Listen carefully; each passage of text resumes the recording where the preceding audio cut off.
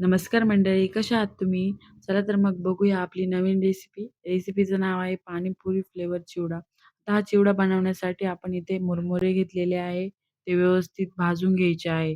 आता ही मुरमुरे भाजताना थोडासा अ, फ्लेम कमीच ठेवायची आहे आणि जास्त अशी फास्ट ठेवायची नाही आहे. त्यामुळे मुरमुऱ्यांचा कलर जास्त चेंज होऊ नये यासाठी. हे व्यवस्थित भाजून झाल्यानंतर एका मोठ्याशा भांड्यामध्ये म्हणजेच एखादं मोठं असं बाउल किंवा भांडं असं असेल, त्यामध्ये काढून घ्यायचं आहे आणि हे काढून घेतल्यानंतर ते व्यवस्थित मिक्स करून घ्यायचे आहे. सर्व भाजून घेतल्यानंतर आणि थंड होण्यासाठी ठेवायचं आहे. त्यानंतर इकडे मी कढई गॅसवरती ठेवलेली आहे आणि ती व्यवस्थित गरम झाल्यानंतर त्यामध्ये आपल्याला थोडंसं तेल घ्यायचं आहे. आता तेल घेण्यासाठी इथे आपल्याला एक उबळीचा वापर करायचा आहे. तो मी 4 ते 5 उबळ्या घेऊ शकता इथे.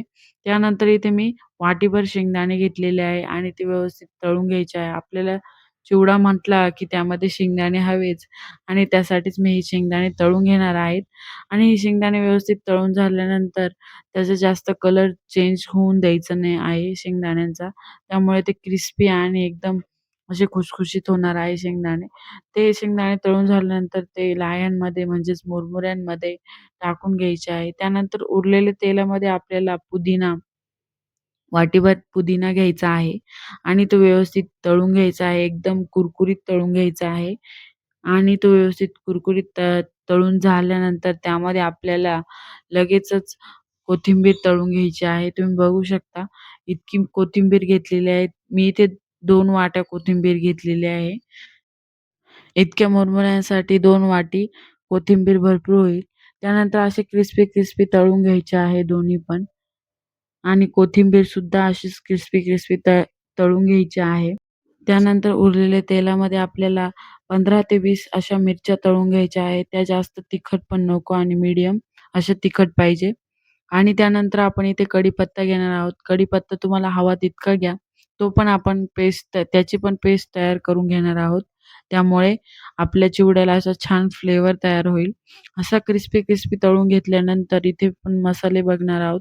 हे सर्व मसाले मी इथे घेतलेले आहे. सर्वात प्रथम मी थोडीशी साखर घेतलेली आहे. त्यानंतर लिंबूसत्व घेतलेले आहे. खूप कमी घेतलं आहे, पण घेतलंय. त्यानंतर इथे मी बडीशेप घेतलेली आहे आणि बडीशेप पण 1 चमचाभर घ्यायची आहे. खूप जास्त पण नको. त्यानंतर मी इथे हळद घेतलेली आहे. कमी हळद वापरायची आहे इथे आणि त्यानंतर इथे मी आमचूर पावडर घेतलेली आहे अर्धासा चमचा आणि मग जिरेपूड घेतलेली आहे. भाजलेल्या जिऱ्याची पावडर आहे इथे.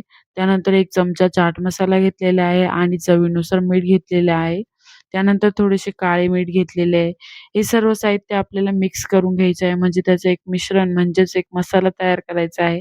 त्यासाठी मी या सर्व मिश्रणात थोडीशी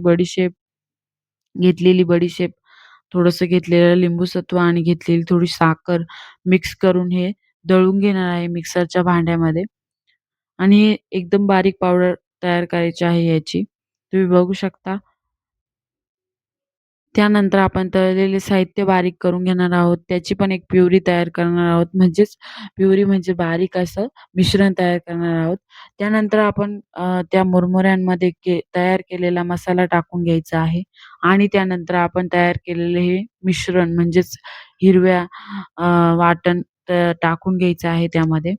आता हे सर्व टाकल्यानंतर हे व्यवस्थित मिक्स करून घ्यायचं आहे. एकदम हाताने असं मिक्स करून घ्यायचं आहे. म्हणजे प्रत्येक लाह्यांना हे मिश्रण लागून आणि एक मस्त असा चिवडा तयार होईल आणि हे सर्व मिश्रण मिक्स झाल्यानंतर असा कलरचा चिवडा तयार होतो तुमचा. त्यामध्ये आपल्याला एक ॲडिशनल गोष्ट करायची आहे.